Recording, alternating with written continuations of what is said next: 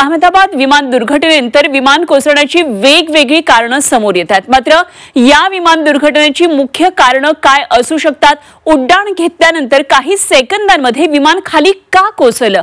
या विमानामध्ये असा कोणता तांत्रिक बिघाड निर्माण झाला ज्यामुळे हा अपघात घडला? पाहूया विमान अपघाताच्या 3 मोठ्या शक्यता।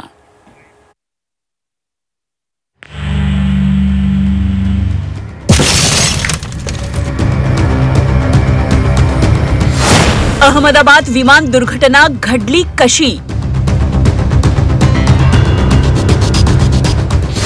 विमानाची दोन्ही इंजिनं अचानक बंद कशी झाली?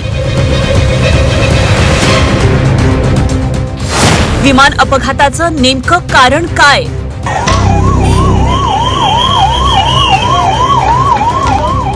अहमदाबाद विमानतळावर झालेल्या बोईंग 787 विमानाच्या अपघाताच्या कारणांचा शोध घेतला जातोय।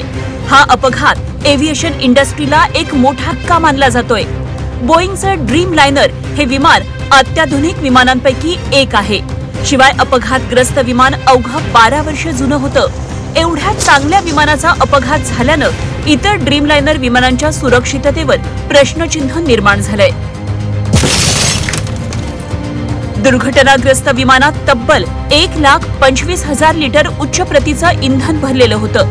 विमानानं टेक ऑफ करताच अवघ्या काही सेकंदात पायलटनं कंट्रोल रूमला मेडे मेडे हा धोक्याचा इशारा दिला होता। याचा अर्थ टेक ऑफ घेतल्यानंतर विमानाची इंजिनं अचानक बंद झाल्याचं कॅप्टनच्या लक्षात आलं होतं। साधारणतः विमानाची दोन्ही इंजिनं एकाच वेळी बंद होत नाहीत। मग अचानक विमानाची दोन्ही इंजिनं बंद कशी झाली असा सवाल या निमित्तानं विचारला जातोय। मेजर डिफेक्ट है, 100% कोई मेजर टेक्निकल प्रॉब्लम है, लैंडिंग गियर अप ही नहीं गया। तो उनके ये पायलट्स लोगों के सबसे बड़ा अगर कोई प्रॉब्लम हुआ उनको, वो लैंडिंग गियर अप ही नहीं गया। और जैसे ही अप नहीं गया उसके बाद 400 या 600 फीट के आसपास थ्रस्ट कम होने लग रहा है, क्योंकि उनके पास वो थ्रस्ट मिल ही नहीं रहा ऊपर जाने के लिए, चढ़ ही नहीं पा रहा, उसको अटक गया कुछ 1-2 सेकंड के लिए वहीं पे, फिर धीरे धीरे नीचे आने लगा। तो इसमें इंजन फेल 1 हुआ है या 2 हुआ है, क्योंकि अगर 1 भी होगा तो जहाज थोड़ा हिलना चाहिए था, थोड़ा सा, क्योंकि मॉडर्न एयरक्राफ्ट है, एडवांस्ड है, कंप्यूटर है, ऑटो पायलट्स भी हैं जो हेल्प करते हैं आप लोगों को। बट पायलट का इनपुट चाहिए ही चाहिए, बट उसमें आपको हेल्प मिलता है सिस्टम से। तो जहाज बिल्कुल हिला ही नहीं है, तो मुझे डाउट है, और उसका रडर का भी मूवमेंट नहीं है, तो इंजन फेल होना थोड़ा मुश्किल लग रहा है मुझे।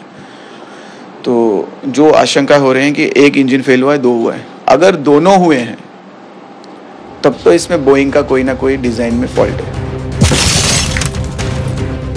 अहमदाबाद विमानतळावरून लंडनसाठी उड्डाण घेतलेल्या विमानात वाढत्या तापमानामुळे बिघाड झाल्याची शक्यता नाकारता येत नाही।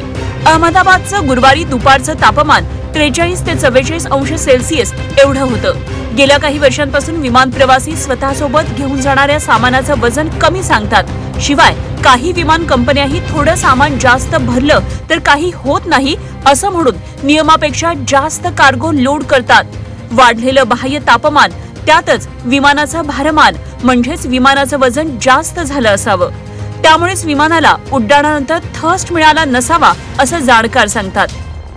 उष्णता आणि आतलेलं फ्युअल याचा इम्पॅक्ट एका वेळेला मिळाल्याने लोड होता, त्याच्यामध्ये कार्गो लोड भरपूर होता, पूर्ण फुल फ्लाईट होतं, हे सगळं एका वेळेला तिथे घडून आलेलं आहे। त्यांनी वाचवायचा प्रयत्न केला म्हणून जेव्हा नोट्स त्यांनी तुम्ही बघितलं असेल की त्या ऍक्सिडेंटच्या अगोदर त्याचे लँडिंग गिअर म्हणजे चाकं जी असतात ती बाहेर होती, कारण का त्यांनी लँड करायच्या अगोदर ठरवलं की लँडिंग जर का माझं इथून मी आता मला कुठे उतरायचं तर त्या लँडिंग गिअर त्याचा सहन करू शकतो, म्हणून त्यांनी ती आतमध्ये नाही घेतली ती। आणि म्हणून त्याला कळलं होतं असं की आता हे मला शेवटचा म्हणून त्या शब्द त्यांनी मेडे हा वापरला, म्हणजे इमर्जन्सी मी डिक्लेअर केली। बोईंग ड्रीमलाइनर विमानाच्या शेपट्याकडील भागात 2 छोट्या पंख्यांसारखे एलिव्हेटर्स असतात। विमानाची दिशा ठरवण्यासाठी हे महत्त्वपूर्ण काम करतात। हे एलिव्हेटर्स अचानक जाम झाल्यास विमानाला हवेत झेप घेता येत नाही। कदाचित हे एलिव्हेटर्स जाम झाल्यानं विमानाला हवेत उड्डाण घेता आलं नसावं असा अंदाज तज्ञांना आहे। अहमदाबाद विमान दुर्घटनेमागचं नेमकं कारण येत्या काही दिवसात स्पष्ट होईल।